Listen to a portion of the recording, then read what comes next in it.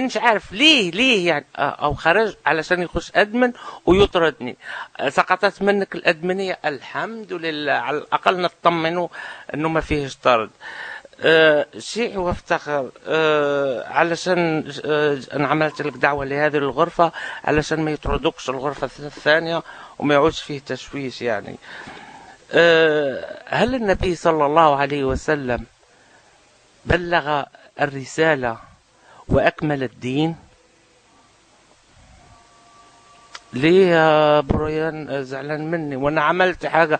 ده انا اضطرت مرتين من الغرفة هنا، ولا حد عمل شكوى للإدارة الغرفة ولا تكلم عليا. كل ما يكتبوا صلاح الدين و40 حرامي، اهو ده بس اللي بشوفه من الصبح. وكمان يقول لي احسن. يلا فهمت سؤالي يا شيعي وافتخر؟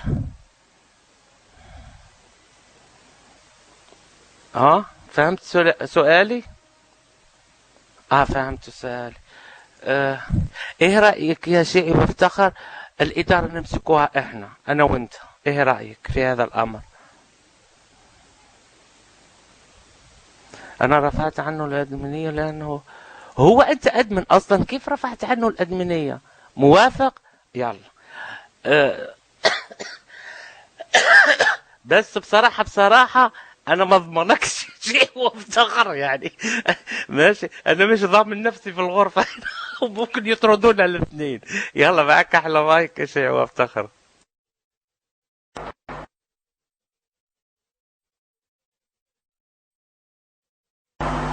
شكرا يا صلاح. عندما تأتيني دعوة من عندك ما أقدر أرفضها، لأن أنت عزيز علي، يعني إنسان يعني مثل ما نقول أكاديمي في حوارك، يعني مو مثل بقية الإخوان اللي نحاورهم يغلطون وكذا وكذا. باش أضيفك يا حبيبي يا نوح محمد، ما أعرف يعني محمد أو بس أنت تضيفني أنت عندك وخلص. بعد الوش أنت من تضيفني عندك أصير أني عندك يعني. ضفتك يعني وينك أنت؟ ماكو، ما طالع عندي، ما طالع أستاذ العزيز.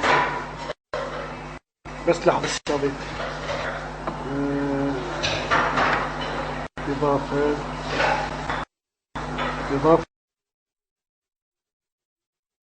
إلى قائمة. والدين كامل أم لا؟ معك أحلى مايك.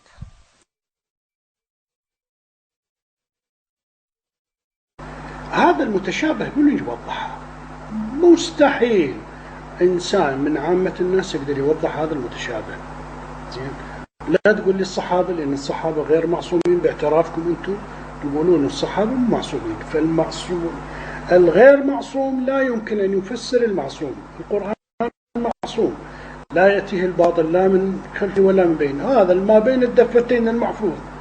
تلاحظ إذا يحتاج النبي، نعم النبي بعض الأمور الأساسيات وضحها. النبي صلى الله عليه وسلم، شاف أنت من تضع حجر أساسي في هذا الركن، وتضع حجر أساس في هذا الركن، وتضع حجر أساس في هذا الركن، وتضع حجر أساس في هذا الركن، اكتمل البناء. يعني الأساسيات للبناء اكتمل، لكن إيش نحتاج؟ نحتاج إلى أن نضع شنو؟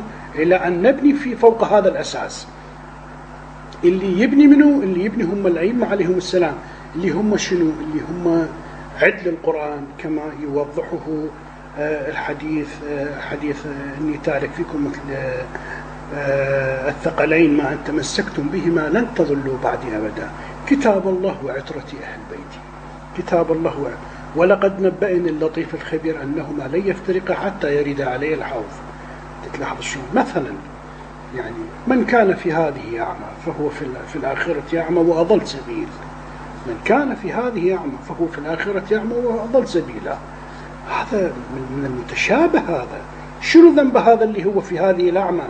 يعني الله خلق أعمى بهذا، شنو ذنبه في الآخرة؟ إذا يوضح منه هذا الكلام، يوضح المعصوم، زين، يوضح الإمام الذي يستخلفه الله وليس النبي. النبي واسطة بيننا وبين الله تعالى، النبي هو واسطة بيننا وبين الله تعالى. ما ينطق عن الهوى إن هو إلا وحي يوحى علمه شديد القوى. الله يقول له سوي هالشكل سوي هالشكل. قول إنه هذا علي بن أبي طالب هو خليفتكم. قول إنه بس دقيقة يا صلاح. قول إنه علي بن أبي طالب هو المولى بعدي، هو الخليفة بعدي. أطيعوا له كذا، اسمعوا له بعد فلان فلان فلان فلان فلان. لك المايك.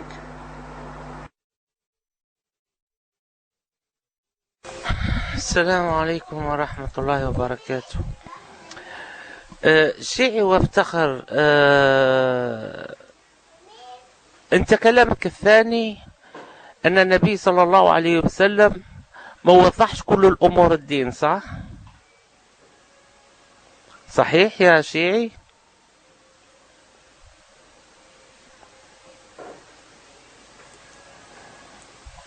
يا حسين،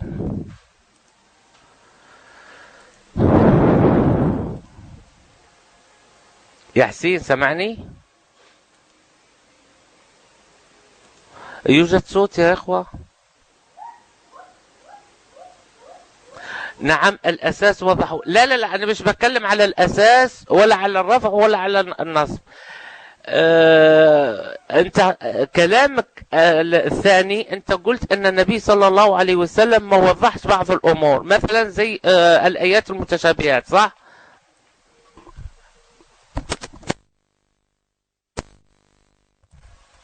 صح يا حسين؟ نعم. في الأول أنت استدليت بآية القرآنية: اليوم أكملت لكم دينكم وأتممت عليكم نعمتي ورضيت لكم الإسلام دين. ماشي. بعدين أنت رحت إلى حديث الكساء. ماشي. سؤالي هنا، ركز في سؤالي يا حسين، بارك الله فيك.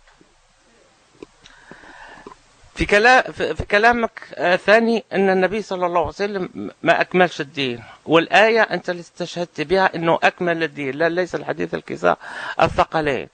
ماشي، حديث ثقلين، ماشي، حديث ثقلين، ماشي. ايه مهمه الامام المعصوم في اظهار الدين والنبي صلى الله عليه وسلم ما ظهروش؟ ايه هو؟ فهمني؟ لما احنا حنمسكه بالثقل الثاني وهو على اهل البيت على ما انت تعتقد، ماشي، فهمني؟ على ما تعتقد، ماشي. ايه هو اساس الدين، ماشي، اللي ما وضحوش النبي صلى الله عليه وسلم، ماشي، ووضحه الامام المعصوم؟ ايه هو يعني؟ معاك احلى مايك يا حسين.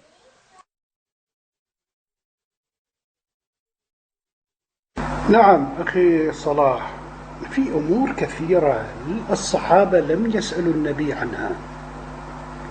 في أمور كثيرة الصحابة ما سألوا النبي عنها. تلاحظ شلون؟ فعندما استشهد النبي وانتقل إلى الرفيق الأعلى احتاجوا الصحابة إلى توضيح لهذه الأمور.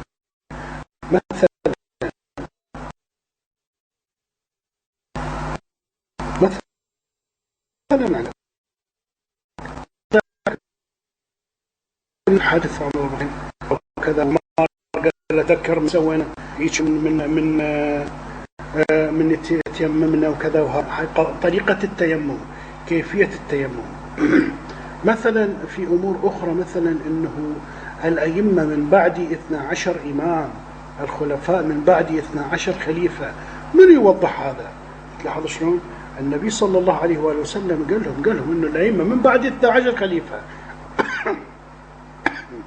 عفوا، من يوضح هذا الحديث؟ اللي يوضح هذا الحديث الإمام المعصوم، اللي يوضح هذا الحديث. الإمام قال لهم إنه اللي يقصد به نعم من قريش، اللي يقصد به النبي صلى الله عليه وآله وسلم هم فلان وفلان وفلان وفلان وفلان. لاحظ. وكثير من الأمور، مثلا عندك مصداق الآية نفسها اللي احنا احتجينا بها اليوم: أكملت لكم دينكم وأتممت عليكم نعمتي ورضيت لكم الإسلام دينا. النبي صلى الله عليه وآله وسلم أوضح لهم هذه الآية، وأخذ بيد علي عليه السلام في يوم الغدير، في مكان الغدير، في بيعة الغدير، ورفع يد علي بن أبي طالب وقال لهم: هذا الذي من كنت مولاه فهذا علي المولى. لكن مع ذلك ايش قالوا الصحابة؟ قالوا يقصد بالمولى الكلام الفلاني، يقصد بالمولى الكلام الفلاني، يقصد من اللي يوضح هذا الكلام؟ يوضح هذا الكلام صاحب الخبرة، صاحب الاختصاص. يا صلاح بس لحظة، صاحب الاختصاص صاحب الخبرة واللي يوضح هذا الكلام. منو اللي هو معصوم، اللي هو عدل القرآن يا صلاح، اللي هو عدل القرآن. مصداق حديث منه حديث الثقلين، إني تارك فيكم الثقلين. مصداق يعني قلت لك يعني قبل شوي، قلت لك القرآن معصوم، إذا اللي يوضح القرآن هو يجب أن يكون المعصوم. النبي أو الذي يخلف النبي من بعده، أو الذي ينص عليه الله سبحانه وتعالى عن طريق النبي، هم الأئمة الاثنا عشر عليهم السلام. تلاحظ أخي الكريم، فإحنا حاجتنا إلهم. بعدين الحديث اللي يقول يا صلاح من مات ولم يعرف إمام زمانه مات ميتة جاهلية. تلاحظ شلون؟ أنت يجب أن تعرف إمام زمانك. هذا حديث أنتم تروونه ونحن نرويه. زين، أنتم تروونه ونحن نرويه. من مات ولم يعرف إمام زمانه مات ميتة جاهلية.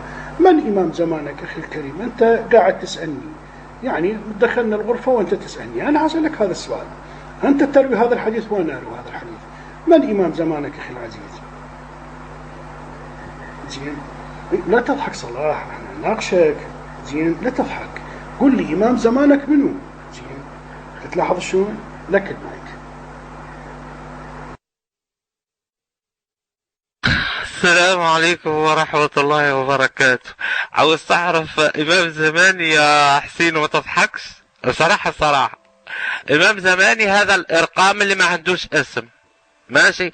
زي إمامك المعصوم المهدي المنتظر، هو مش موجود، بس أنا إمامي موجود هنا في الغرفة، أهو بيضحك عليا، أهو شفتوا، أهو بيضحك عليا.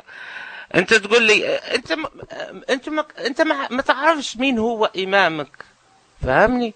أنت عندك مرجع، ما عندكش إمام. لا دقيقة، أنا جاوبتك دقيقة. يصبر علي شوية. ف... فهمني؟ أما بالنسبة للأساس الدين اللي أنت ذكرته، ماشي؟ يعني أنسب لي إمامك بسرعة. ما أنا قلت لك أهو الأرقام أو الأرقام، ذا هو إمامي أنا، أو الأرقام اللي ما عندوش اسم. إيه أنسبه يعني أم وأبوه؟ وش دخلني في أم وأبوه؟ وإذا مات إمامي تاع الأرقام عندي القدس لنا، أنا ما عنديش صلة مع أم وأبوه ولا جد ولا لا، أنا عندي الشخص اللي قدامي، فهمني؟ يا نهار اسود، انت اللي انا عندي الشخص اللي قدامي، وانا ايش دخلني في ابوه وامه؟ الله يهديك يا شيخ. دقيقه بس، شوف يا شيعي وافتخر، شوف احنا نتكلموا، خلينا نتكلموا على اساس الدين. بارك الله فيك. انت قلت اساس الدين علموا رسول الله صلى الله عليه وسلم الى 4، الى فاطمه والحسن، الى فاطمه وعلي والحسن والحسين، صحيح؟ صحيح يا حسين؟ نعم، ماشي. يعني النبي صلى الله عليه وسلم عنده أكثر من 14,000 صحابي. اطردوا على الخنزير يا إخوة، بارك الله فيكم، اطردوه يا جزاكم الله كل خير.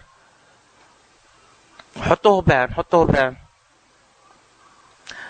بان، ماشي. يعني أكثر من 14,000 صحابي. يعني رسول الله صلى الله عليه وسلم ما علمهمش الدين. حطوا بان يا أخونا الدكتور كيو، بارك الله فيك، حطوا بان، ماشي. ما علمهمش الدين، وعلمه إلى 4 حسميهم لك: فاطمة وعلي والحسن والحسين. الحسن والحسين كانوا صغيرين في السن لما توفي النبي صلى الله عليه وسلم، دي حاجة الثانية، فاطمة توفيت بعد النبي صلى الله عليه وسلم مدة، فيه روايتين 6 ويقولوا 8. تبقى علي رضي الله عنه وأرضاه.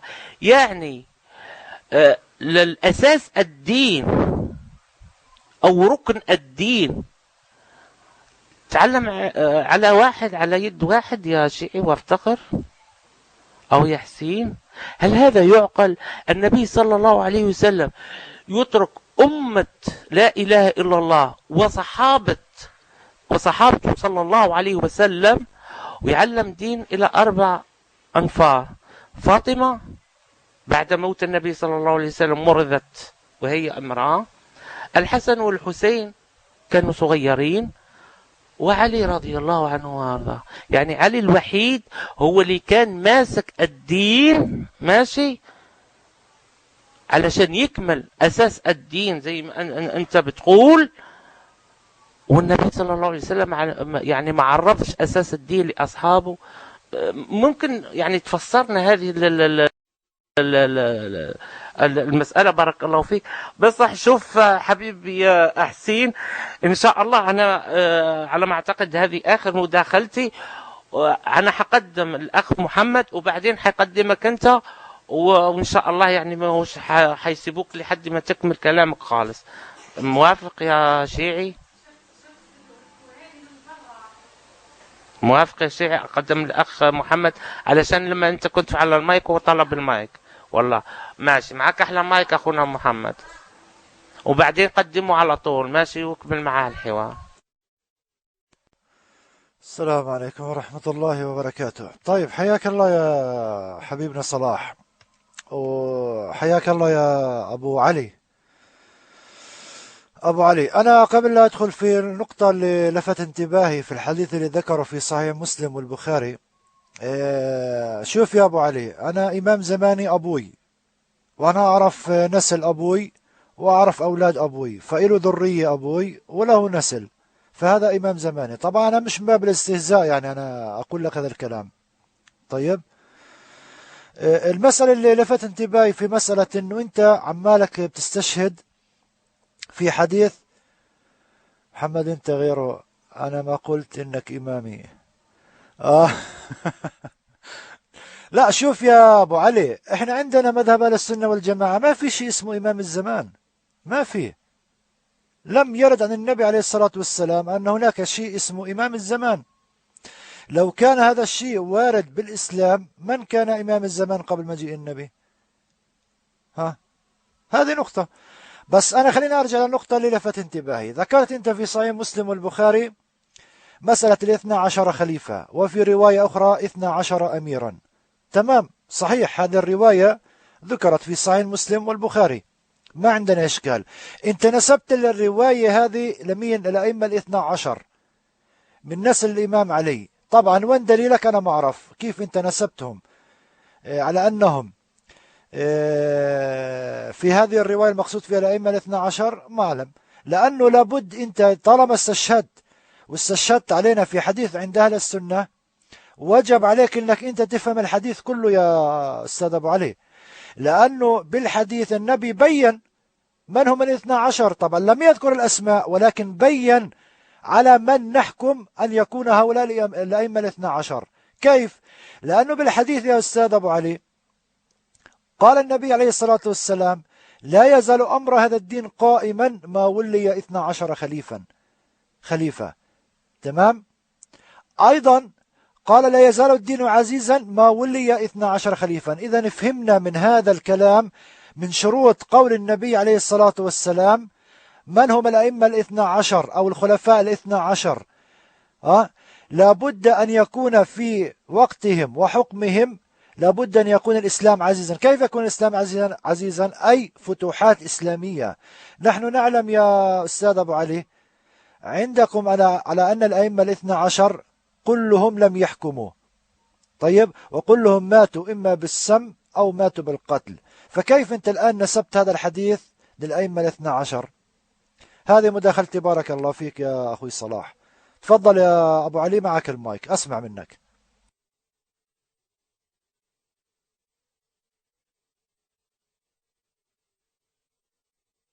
نعم أخي أحمد، هذا الحديث وارد عندنا في كتبنا، وأيضا وارد في كتبكم. الأئمة من بعد 12 إمام أو 12 أمير كما قلت، أو 12 خليفة. تقدر حضرتك تعد لي 12 خليفة أب عن جد أب عن جد أب عن ولد، يعني أب ولد أب ولد أب ولد أب ولد؟ تقدر تعد لي 12 خليفة؟ زين أنت تقول أنت هذا الحديث مصداقه عندكم في مسلم صحيح، ما تقدر تكذب أنت، تقدر حضرتك تعد لي. زين هذا مصداق قول النبي صلى الله عليه وآله وسلم. لك المايك، أسمع منك تعد لي وبعدين أنا أجاوبك أخي الكريم. لك المايك.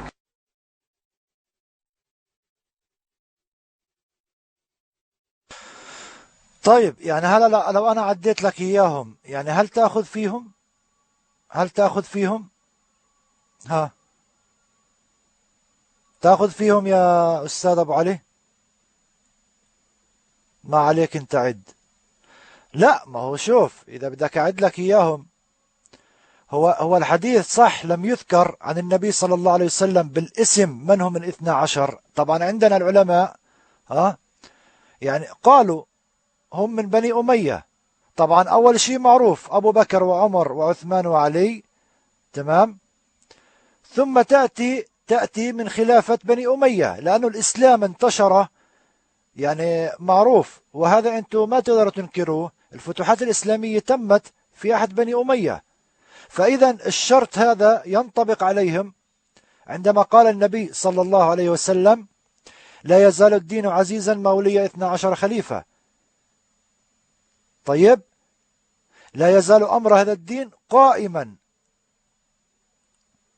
عد لي، أنا عديت لك إياهم، قلت لك الأئمة الأربعة الخلفاء الأربعة أبو بكر وعمر وعثمان وعلي، ثم يأتي معاوية ومن نسل بني أمية.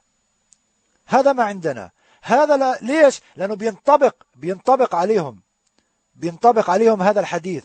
لكن الأئمة الاثنى عشر المعصومين لا ينطبق عليهم، لأنهم ما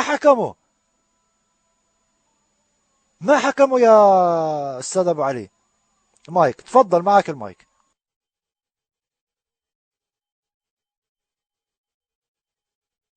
لاحظ أخي الكريم حضرتك ما قدرت تعد لي دليل أنه فعلا أنت لو عندك هذا مصداق هذا الحديث، النبي ما ينطق عن الهوى. من يقول 12 إمام، 12 أمير، 12 خليفة، لازم يصير 12 خليفة، لازم يصير 12 إمام.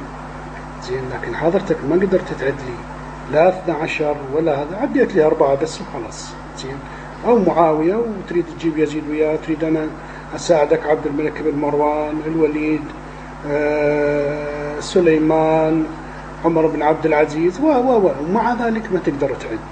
مع ذلك أخي العزيز ما تقدر تجيب لي مصداق هذا الحديث، لكن أنا أقدر أجيب لك مصداق هذا الحديث وأنا مغمض. ليش؟ علي بن أبي طالب، الحسن، الحسين، علي بن الحسين، محمد بن علي. لاحظ أبدأ أعطيك أنا شنو؟ أب وابن. تلاحظ أخي الكريم، علي بن أبي طالب، الحسن، الحسين، علي بن الحسين، محمد بن علي، جعفر بن محمد، موسى بن جعفر، علي بن موسى، محمد بن علي، علي بن محمد، الحسن بن علي المهدي، ومحمد بن الحسن المهدي. دول 12. لكن احنا شو نقول انه بس اعطيني اكمل ابو هشام، اكمل كلامي وانطق المايك.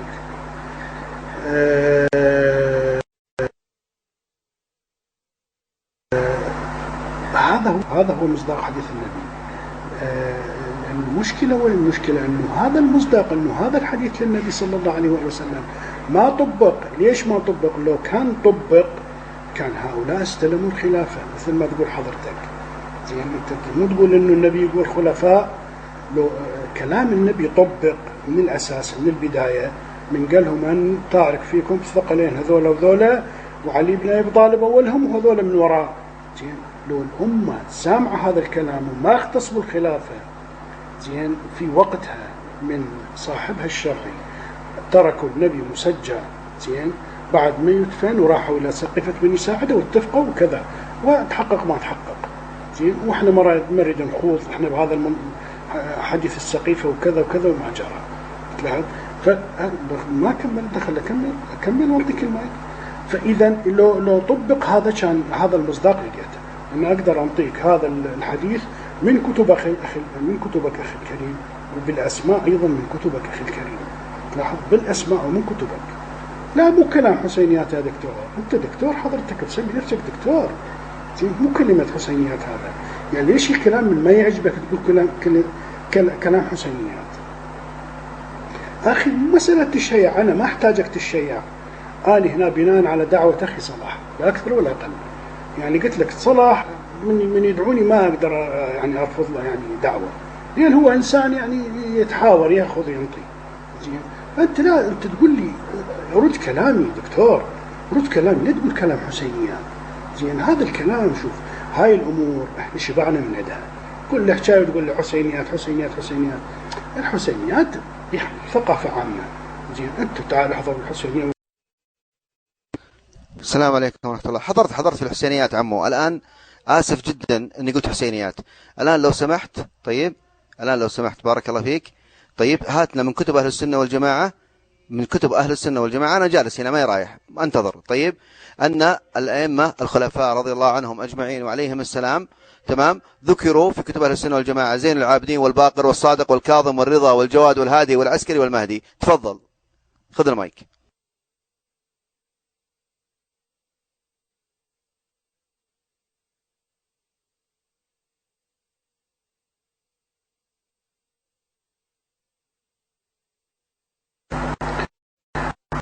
نعم أخي الكريم، حضرتك كلام النبي شو يقول؟ نحن راجع كلام النبي يقول الأئمة من بعد 12 إمام. الأئمة من بعد 12 إمام. والآية الكريمة القرآن ماذا يقول؟ يقول القرآن يقول بسم الله الرحمن الرحيم وجعلناهم، لاحظ وجعلناهم، الجعل بيد من؟ بيد الله تعالى. وجعلناهم أئمة يهدون بأمرنا. هذول الخلفاء اللي عديتهم قبل شوي دكتورنا، بس أنطيك الحديث، بس اصبر علي حضرتك، اصبر علي. هذول اللي عديناهم هسه بني أمية، زين هذول جعلهم الله تعالى، هذول سماهم النبي صلى الله عليه وآله وسلم. زين أنت مو تطالبني بالأسماء، أنا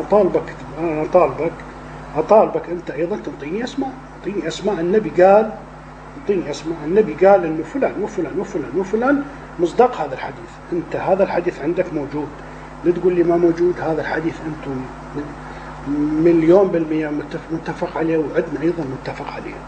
زين انطيني أنت النبي قال خليفة من بعدي أبو بكر وعمر وعثمان وعلي ومعاوية ويزيد ومعاوية و 12 واحد. تفضل أخي لك المايك، أنا هنا ضيفك أتعلم منك، يلا اهديني لك المايك. السلام عليكم ورحمة الله وبركاته. مش راح أجيب يا أبو تميم، مش راح أجيب يا أستاذ أبو علي. أنت عمالك لسه بتكرر بنفس الكلام. أنا أشوف بينت لك، قلت لك طالما استشهدت علينا بحديث من كتب أهل السنة فوجب عليك أنه أنت تلتزم بقول النبي صلى الله عليه وسلم. قلت لك من شروط 12 إمام أو خليفة اللي ذكروا في كتب أهل السنة أن يكون الإسلام عزيزا. يا رجل، هل بالأئمة 12 عندكم كان الإسلام عزيزا؟ هذا هو السؤال. عندك رد؟ قال لك أبو تميم إذا أنت بينت على أن الأئمة 12 من نسل الإمام علي إلى محمد حسن العسكري، هات من كتب أهل السنة. إحنا الآن عمالنا نتكلم من كتب أهل السنة، فلا تحاججنا من قول أئمتك. واضح يا ضيفنا المحترم؟ أيوة. هلا أنت عمالك بتبين وتفسر هذا الحديث ينطبق على الأئمة 12 المعصومين. هات هذا القول من علماء أهل السنة. لا ما راح أعديها، لأنه من الشروط يا أبو تميم واضح الحديث. هو فقط أخذ بداية الحديث، أخذ كلمة 12 إماما أو 12 خليفة. طب من هم؟ ما هي شروط الأئمة 12 اللي قال عنهم النبي عليه الصلاة والسلام؟ لابد أنك تقرأ الحديث كله يا أستاذ أبو علي. فأنت وضعت إلزام علينا أن هؤلاء من نسل الإمام علي، فوجب علينا نفهم منك من وين هذا الدليل أخذته. هات قول أي عالم من علماء أهل السنة قالوا على أنهم الأئمة 12 هم من نسل الإمام علي. تفضل معك المايك.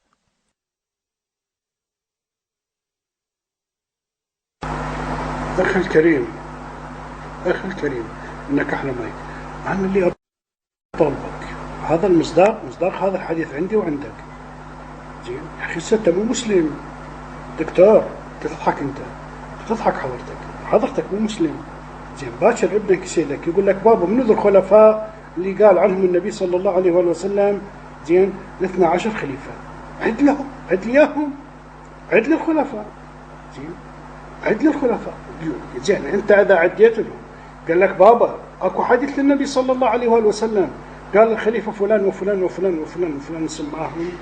زين جاوبني يا أخي بهالكت يا أخي الساعة، أنتم ما دام نزلتوا الموضوع زين جاوبني حتى نفتهم. زين أنا بالعكس أنا أريد منكم الحديث. أنا عندي هذا الحديث موجود في كتبي عندي الأئمة الاثنى عشر موجودين. زين موجود باللوح المحفوظ مثل هذا الكريم ومصداق الآية الكريمة وجعلناهم أئمة يهدون بأمرنا. مثل هذا الكريم وجعلناهم أئمة يهدون بأمرنا. أنا ما يزيد يهدي ولي بن عبد الملك يهدي بأمر الله ما أدري. هذا من الخلفاء اللي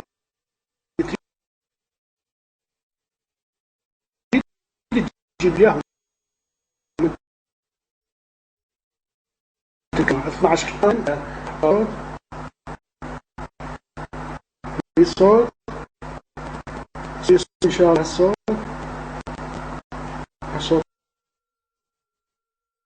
إن شاء الله. السلام عليكم ورحمة الله وبركاته. ما عندك كان صوت آخر مداخلتك يا أبو علي، كان عندك تقطيع شديد. حيا الله الداخلين، حياك الله حبيب النسر، أخونا أبو سطام حياكم الله. لحظة يا أبو تميم، لحظة، أنت بسطك محروقة يا رجل، اصبر بس نشوف إذا عنده صوت ولا لا. يمكن ما عنده صوت، تطلع تتكلم مايك. عنده صوت. طيب خذ مداخلتك أبو تميم، معك المايك. السلام عليكم ورحمة الله. أخي محمد، الضيف الفاضل شيعي وافتخر قال قبل قليل طيب أنه هؤلاء الاثنى عشر موجودين في كتبكم أنتم يا أهل السنة والجماعة. خلاص طيب أنا أتفق معه. كل الصحابة 120 ألف صحابي خانوا الأمانة كما يقول الرافضة، من غدير خوم إلى معركة تبوك 100 صحابي كلهم خونة. طيب هذا في علم الرافضة. طيب الآن هؤلاء الأئمة الاثنى عشر الرجل قال هذا مذكور عندكم في أحاديث عند أهل السنة والجماعة. طيب مع احترامي لك عمي محمد أنا ما هعدي النقطة ذي. طيب بعدين قام وش قال؟ سأل نفس السؤال قال طيب أنتم اذكروا أن عندكم ذكر هؤلاء الخلفاء. طيب من بعد الخلفاء الراشدين معاوية ويزيد ومعاوية بن يزيد ومروان بن الحكم وعبد الملك مروان ووليد بن عبد الملك وسليمان بن عبد الملك وعمر بن عبد العزيز ويزيد وإلى غيرهم وهشام إلى الدولة الأخيرة إلى مروان بن محمد. خلاص طيب الآن هذا سؤالي أنا بسيط جدا. احنا نبغى الآن من كتب أهل السنة والجماعة. خلاص ليش يا أستاذنا الفاضل؟ ليش؟ لأنه أنا عندي هؤلاء الأئمة الكرام اللي أنت تتكلم عنهم، الصادق اللي روي عنه 116 ألف رواية ما عنده أي علم، رجل فاضل محترم أترضى عنه في اليوم 200 مرة، من أفضل النسل، لكنه ما ترك لي ولا كتاب لا بالفقه ولا توحيد ولا تفسير ولا غيره، ولم يكن خليفة ولم يكن حاكما. طيب الآن سؤالي بسيط، نحن مخطئون الآن عمي محمد معليش، ولو اخطأنا نتحمل ذنب، ترى نتحمل ذنب، لأنه نحن الآن ندافع عن من؟ عن هؤلاء الخلفاء رضي الله عنهم وأرضاهم، وحشرنا معهم يوم القيامة، وظلمنا الأئمة الاثنى عشر، ظلمناهم. الآن مطالب الشيخ هذا الفاضل أو سيدنا أو مولانا شيعي وافتخر يأتيني من كتب أهل السنة والجماعة طيب بأن هؤلاء الخلفاء 12 اللي ذكر اسمهم قبل شيء موجودين في كتب السنة. بس مطلب بسيط. تفضل عمي محمد. السلام عليكم ورحمة الله وبركاته. هو شوف كلامك يعني منطقي وواقعي، هو طالما أنه ألزمنا في كلام أنه هؤلاء تنطبق عليهم الأئمة الاثنى عشر الإمام المعصومين، لابد أن يأتينا بكتب أهل السنة. بعدين هو قال برضو في عدة نقاط، أنا عمالي برجع بالذاكرة عندي. هو شو قال أيضا من كلامه؟ قال أن هذا الحديث روي عندنا وعندكم. لا يا أستاذ شيعي، هذا الحديث روي في كتب أهل السنة وأنتم أخذتم به وعملتم به وفسرتم به كما تريدون. نعم نعم، كثير الأحاديث يا أخوي صلاح، مثل حديث الثقلين، حديث الكساء، رزية الخميس، يعني كثير أحاديث أخذوها، طبعا اللي وافقت مذهبهم عقيدتهم أخذوا بها. أقول مو هذا موضوعنا الآن السؤال نلزمك به كما أنت تكلمت. أنت قلت هذا حديث عندكم، نعم حديث عندنا وصحيح. كيف حكمت وبينت وفسرت وتيقنت أن هذا الحديث ينطبق عند الأئمة الاثنى عشر المعصومين؟ هات قول من علماء أهل السنة أنهم هؤلاء ينطبق عليهم. معك المايك.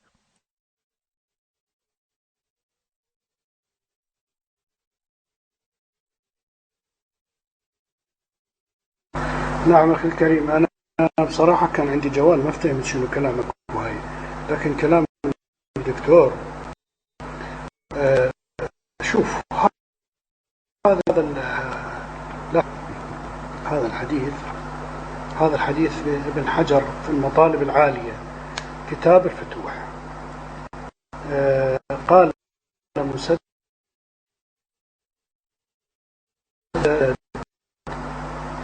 عن أبي. رجل في صوت يا إخوان، بارك الله فيكم. عليكم السلام ورحمة الله وبركاته. في صوت؟ طيب الحمد لله. يا أستاذ أبو علي، يعني بالله عليك ارحمنا شوية يا رجل. إحنا ما ننكر الحديث حتى تأتينا بقول ابن حجر أو تأتينا بالعقيدة الطحاوية أو إلى آخره. أعطيني أن بالاسم هؤلاء هم الأئمة الاثنى عشر خليفة. أنت ألزمتنا في هذا القول، أعطينا يا أخي. ممكن إحنا نقول على ضلال، إحنا ما فهمنا الحديث وإنت الصح. يا رجل أعطيني بالأسماء من قول علماء أهل السنة. تفضل معك المايك. أخي الكريم بس أكمل لك الحديث لا تستعجل، وبعدين تجيك الأسماء. شو يقول لا تهلك هذه الأمة حتى يكون فيها 12 خليفة كلهم يعمل بالهدى ودين الحق، منهم رجلان من أهل بيت النبي صلى الله عليه وآله وسلم، يعيش أحدهما 40 سنة والآخر 30 سنة، يكون خلفاء بعدهم ليسوا بهم. لاحظ أخي الكريم، هذا الحديث عند ابن حجر زين، يقول يعملون بالهدى. ماشي دكتورنا خليك يعني يقول يعملون بالهدى. منو بربك عمل بالهدى منهم؟ يلا انطيني يعني معقول انتم تقرون سيرتهم زين؟ سيرة هشام بن عبد الملك ما تقراها، سيرة الوليد بن عبد الملك ما تقراها، سيرة يزيد بن معاوية ما تقراها، سيرة واللاخ ما تقرأ. هؤلاء خلفاء. الوليد بن عبد الملك يطلع سكران يصلي بالناس 8 ركع صلاة الصبح زين.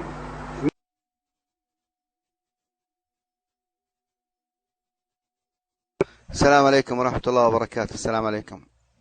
في صوت.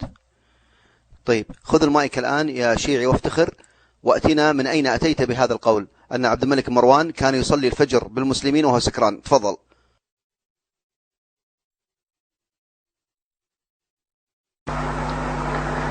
نعم أخي الكريم أتيك، بس اعطيني مجال أبحث بالمصادر اللي عندي. يعني أنا مو قاعد أن كمبيوتر قبالك وقاعد كل شيء عندي قبالي. طيب ممتاز. متى؟ بس أعطيني وقت، الله يحفظك. أعطيني وقت. أنا آسف التنقيط، معلش. قل لي بكرة، بعد أسبوع، بعد شهر. طيب بس أعطيني موعد جيد وأنا أنتظر هنا، ما عندي مشكلة. واضح أستاذ؟ تفضل أعطيني وقت معين، الله يحفظك. تفضل.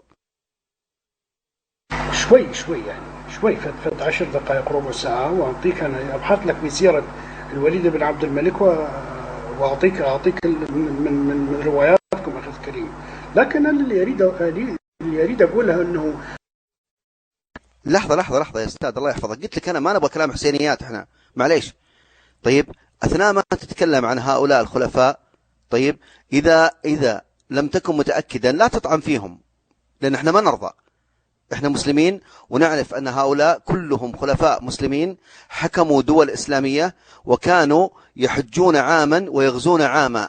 أما كلام مستشرقين والرافضة لعنة الله عليهم هذا ما يمشي عندنا صراحة. فأنا الآن أعطيك 10 دقائق، لن تأخذ المايك الآن، اذهب وانتظرك 10 دقائق وتعود لي طيب بمرجعية قولك أن عبد الملك مروان طيب رضي الله ورحمه الله تمام كان يصلي بالناس وهو سكران. يلا حبيبي خلاص اكتب لي رقم 1 يا شيعي وافتخر. يلا عيوني اكتب لي رقم 1 الله يبارك فيك. بعد ذلك نستكمل لأنه احنا غلطانين يا أخي. احنا نجي نترضى على واحد سكران؟ ما يصير الكلام هذا يا اخوان. خلاص الرجل الآن عنده علم، عنده مرجعية. قاعدين انتم من اول ماسكين في غرف اهل السنه رضي الله عن عبد الملك مروان رضي الله عن هارون الرشيد الله يرحم مدري مين. ما يصلح يا اخوان. خلاص الرجل قال عنده دليل، عنده ادله. اكتب لي رقم 1 يا شيعي وافتخر. بارك الله فيك يا استاذ شيعي وافتخر، اكتب لي رقم 1. وين راح؟ في صوت عندي انا؟ اكو صوت يا موالين؟ طيب خلاص لا لازم اكتب رقم 1. انا بنتظر هنا، أنا بنتظر والله ما أطلع من الغرفة، والله ما حد يأخذ المايك، قسما بالله ما حد يأخذ المايك. طيب إلين يرجع الشيعي هذا ويأتيني طيب بالدليل القاطع أن الخليفة العادل عبد الملك بن مروان رضي الله عنه وأرضاه طيب الذي سك النقود وحارب الفرس وطعن فيهم وداسهم دوس تمام وحفر الآبار طيب وكان يكسو الفقراء في جميع بلاد المسلمين من الهند إلى السند طيب، وكان كل عام طيب يعني يقوم بعملية السقاية بنفسه.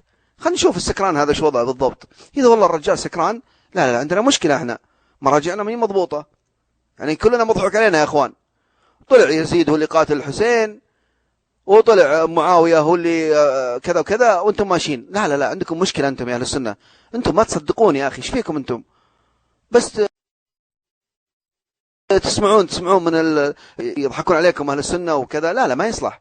الان الاستاذ الفاضل شيعي وافتخر بيجيب لكم ان شاء الله بعد 8 بالضبط راح دقيقتين طيب اللي هو الاقوال الصحيحة المثبتة تمام، حتى لو من لا تهل ما عندي مشكلة.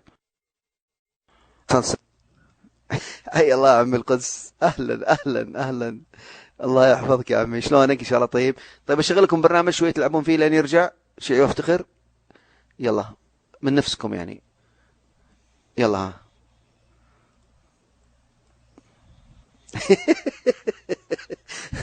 تصدق يا عمي القدس صاروا في ناس يجون في الليل عشان يلعبون مع البرنامج.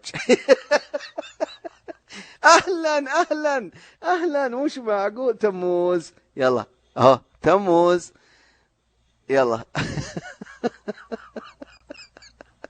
تموز يلا خذ راحتكم يا اخوان. باقي 6 دقائق ونصف على ضيفنا الفاضل شيعي وافتخر أن يأتي لنا من كتب أهل السنة والجماعة أن الإمام الخليفة العادل حبر الأمة عبد الملك بن مروان من الناس وهو سكران. أهلا يا طارق، أهلا وسهلا مرحبتين. وين عمي أبو سطام؟ عمي مدلول موجود؟ يا معود سمعنا صوتك، كح على المايك طيب أقل شيء. بلا اكتبوا مدلول أشوف ايش مكتوب. أنا شلته، أنا مدلول كان غلب النوم الظاهر، بس شلتها لا مو موجودة في البرنامج هذا. إيه الله المستعان. طيب عمي محمد ضيفك المحترم طيب تمام، هو قال الرجل احنا نتحاور حوار علمي صح ولا عمي محمد؟ بس في ناس يستمعون في الغرفة الله يبارك فيك. طيب ما في عيب يا أخي لما نطلب منه الدليل. قال الرجل يعني بنرجع التسجيل بعد شوي إذا أراد، ما عندنا مشكلة، نرجع التسجيل عمي تمام عشان يسمع هو وش قال لما قال هاي الكلام مثبت عندكم عند أهل السنة والجماعة. خلاص. عليكم السلام، حي الله عمي الحبيب رضوان، حي الله عمي محمود، أهلا وسهلا، نورت غرفة عمي. اليوم الطيبوية أختنا مبسوطة، صار في أداة من يمسكون المايك. مسكينة يا عيني لها أسبوع وهي تشغل مواد. والله العظيم أنا لو منها أقفل الغرفة والله عمي محمد. يدخل لها ماسنجر متى؟ يدخل لها ماسنجر على الساعة 2 في الليل. إيه هو ما فيش نصارى؟ جاء الساعة 2 نصف الليل، نصف الكرة الأرضية نايم يبغى يحاور نصارى. الله يسعده عمي. يا مسنجر هو طلع، لا موجود عمي مسنجر. كانت تطرده والله، الله المستعان. الله يجزاها بالجنة إن شاء الله ويوفقها والله. لا المقصد يا أخوان أنه حقيقة في نصارى يدخلون هنا في الغرفة، خلينا نكون معكم صادق، ويعني يمكن أكثر متواجدين يعني بعض أخياتي الكريمات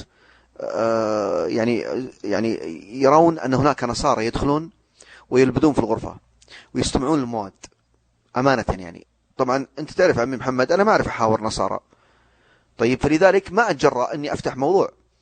رحم الله امرئ عرف قدر نفسه عمي محمد، واضح عمي صلاح. فلذلك أنا مثلا زي البلبل الحزين اللي قبل شوي، تمام، ريحته زي ريحة قبط السستاني، عفن الغرفة على الفاضي. فطبعا ما تعرفون ليش أنا تصرفت معه زي كذا، لأن هذا ضيفك العزيز يا صلاح الدين.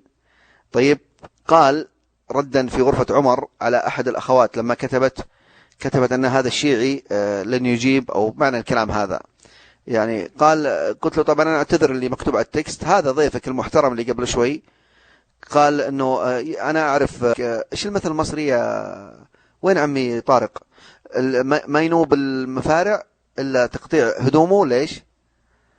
إيش المثل المصري؟ والله مثل جميل جدا، واحد يكتب لنا إياه. ذكرونا بمثل عمي محمد، عندكم أيضا أظن في فلسطين حبيبي، ما ينوب إيوه ينطرد. ما ينوب المخلط. يا عيني عليك، يا عيني عليك عمي، مرجع في العشوائيات، يا عيني عليك. الله يسعدك يا عمي طارق. والله شوف يا عمي طارق، تصدق اليوم قاعد اتكلم مع نفسي يعني في كلامك امبارح. انت كنت موجود يا عمي لما جاء اخونا مين يا عمي محمد، والله انا خلاص زهايمر، ما ينوب المخلص تقطيع هدومه، صح هذا هو المثل. نسري ايه اللي انت قاعد تقول عليه. حي الله ابو شهاب، كل المتقاعدين في البالتك جو ما شاء الله ما شاء الله. يعني اصغر واحد في الغرفه الان انا اصغر واحد، عمري 48 سنه، ما شاء الله ما شاء الله. تصدقون انا متخيل، عليكم السلام حي الله عمي ابو شهاب، انه في ناس حيخرفوا عندنا بيصيبهم الخرف هم.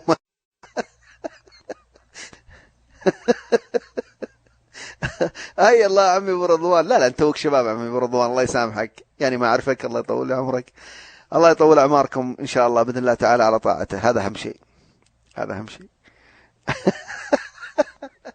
الله يعز مقدارك عمي ابو شهاب، تعرف غلاوتك عندنا. لا اذا انت 25 مش حنقدمك على المايك، عارف، لازم تاخذ دمغه. لازم عمي طارق تاخذ دمغه على فكره. السلام عليكم ورحمة الله وبركاته. اعتذر للإطالة يعني قلت عليكم، لكن الموضوع يحتاج إلى البحث والتدقيق، يعني ما يصير احنا نتهم شخص يعني هو خليفة مسلمين. لا أخي الكريم، تاريخ بغداد جزء 23 122، وأيضا تاريخ دمشق 23 122، تاريخ دمشق جزء 155، وفي الأغاني الثاني صفحة 388. هذه من كتب التاريخ. فقد اصطحب عمر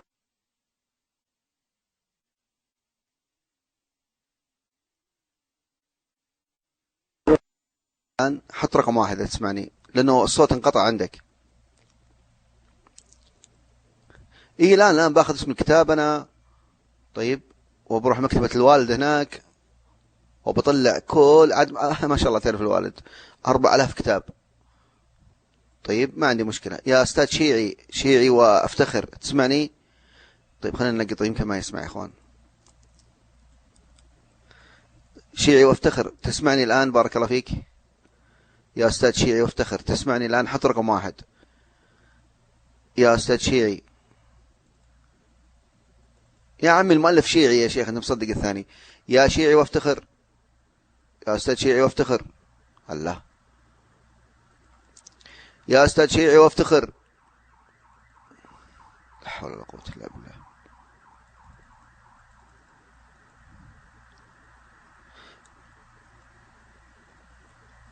ما في استفادة. الكتاب اللي جابه فيه قول أن الإمام الخليفة علي بن أبي طالب أحرق الرافضة في الكوفة. ما هو بجايز له ما هو بجايز له ذا. هذا سرد تاريخي يكتب الغث والسمين. يا ضيفنا ايه طيب عمي محمد خذ، الله يخليك عمي محمد خذ الإدارة دقائق بس.